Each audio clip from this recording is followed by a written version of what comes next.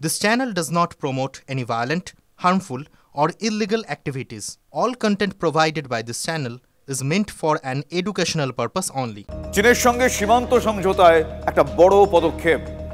দেমচক এবং দেপসাংয়ে সেনা প্রত্যাহার সম্পূর্ণ, পূর্ব লাদাখে স্থিতাবস্থা ফেরাতে পদক্ষেপ কেন্দ্রের। চীনের সঙ্গে দফায় দফায় আলোচনার পর সেনা প্রত্যাহারে সমঝোতা। চীনকে সমঝোতার রাজি করানো একটা বড় কূটনৈতিক সাফল্য। দুই দেশের বিদেশমন্ত্রীর মধ্যে একাধিক বৈঠক, বহুবার ফোনে কথা। We will be discussing both de-escalation as well as effective management of our activities in the border areas. The conclusion of the disengagement phase now allows us to consider other aspects of our bilateral engagement in a calibrated manner, keeping our national security interests first and foremost. এবার এমন ঘটনা আপনাদের বলবো চমকে যাওয়ার মতো। Death certificate issue করা হচ্ছে অ্যালাইভ মানুষের, জীবিত মানুষের, আর তারপরেই গায়েব হয়ে যাচ্ছে প্রভিডেন্ট ফান্ডের টাকা। নকল ডেথ সার্টিফিকেট দেখানো সহ একাধিক কায়দায় গায়েব হচ্ছে চা বাগান শ্রমিকদের প্রভিডেন্ট ফান্ডের টাকা। ডুয়ার্সের চা বলয় জুড়ে সক্রিয় এই ধরনের দালাল চক্র। সন্দেহের তালিকায় অধিকাংশ বাগানের পিএফ ক্লার্ক। সমস্যা সমাধানে প্রভিডেন্ট ফান্ড আধিকারিকের দ্বারস্থ হয়েছেন চা মজদুর সমিতির সদস্যরা। ডুয়ার্সের বেশ কিছু চা বাগানের শ্রমিকদের প্রভিডেন্ট ফান্ড সংক্রান্ত সমস্যার প্রতিনিধিত্ব করতে জলপাইগুড়িতে অবস্থিত রিজিওনাল প্রভিডেন্ট ফান্ড কমিশনারের সঙ্গে সোমবার বিকেলে দীর্ঘ সময় ধরে বৈঠক করেন পশ্চিমবঙ্গ চা মজদুর সমিতির নেতা এবং কর্মীরা। শ্রমিকদের সমস্যা দ্রুত মেটানোর ব্যবস্থা নেওয়া হচ্ছে, এমনটাই জানিয়েছেন regional provident fund commissioner Pawan Kumar Bansal. जो गरीब चा बागान के जो वर्कर है उनके सारे पैसा खा रहे हैं, मतलब कि घोटाला कर रहे हैं, खा रहे हैं। और बहुत सारे बागानों में पीएफ जमा भी नहीं हो रहा है।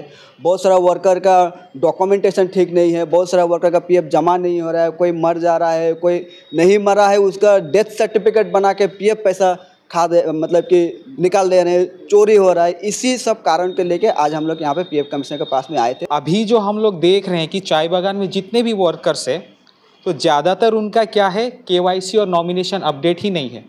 तो और मेन प्रॉब्लम यहीं से ही स्टार्ट होता है। पीएफ बाबू जो हम लोग बोलते हैं, उसका रिस्पॉन्सिबिलिटी है हर एक वर्कर का केवाईसी नॉमिनेशन अपडेट करके रखने के लिए, वो नहीं है। वर्कर्स का ज़्यादा से ज़्यादा सर्विसेज ऑनलाइन पर जाने की कोशिश कीजिए, उनका केवाईसी अपडेट कीजिए, आधार, पैन और बैंक खाते वो अपडेट कराएं, और ईपीएफओ की सारी सर्विसेज का ऑनलाइन खुद से ही वो लाभ उठा सकते हैं, उमंग ऐप के थ्रू, ऑनलाइन पोर्टल के थ्रू। হিমঘর থেকে আলু বের হচ্ছে না, তাই সকাল থেকেই খা হিমঘরের শেড। গতকাল যেখানে আলু বাছাইয়ের চরম ব্যস্ততা ছিল, আজ ছবিটা পুরোপুরি আলাদা হয়ে গিয়েছে। আলু ব্যবসায়ীরা আসেননি মজুত আলু বের করতে। পশ্চিমবঙ্গ রাজ্য প্রগতিশীল আলু ব্যবসায়ী সমিতির ধর্মঘটের জেরে বাজারে প্রভাব পড়ার যে আশঙ্কা করা হয়েছিল, সে আশঙ্কা অনেকাংশেই আজ বিভিন্ন বাজারে দেখতে পাওয়া গিয়েছে। খোলা বাজারে আলুর দাম বাড়তে পারে আশঙ্কা ছিল, কিন্তু আজ সকাল থেকেই জ্যোতি আলু এবং চন্দ্রমুখী আলুর দাম কোথাও 1 টাকা, কোথাও 2 টাকা ইতিমধ্যেই বেড়ে গিয়েছে এই পরিস্থিতির কারণে।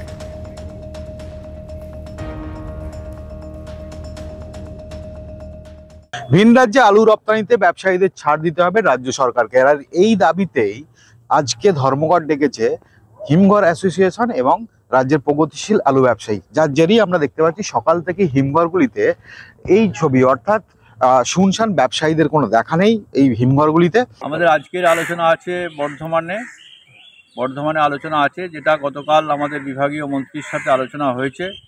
সেই বিষয়েই আমরা পরিস্থিতি পর্যালোচনার জন্যই আজকে আমাদের রাজ্য কমিটির আলোচনা আছে। সেই আলোচনা থেকেই আমরা আগামী পদক্ষেপটা গ্রহণ করব, আগামী দিন আমরা কি করব। পশ্চিমবাংলায় প্রায় 480-82টা হিমঘর থেকে আলু বেরোচ্ছে না আজকে।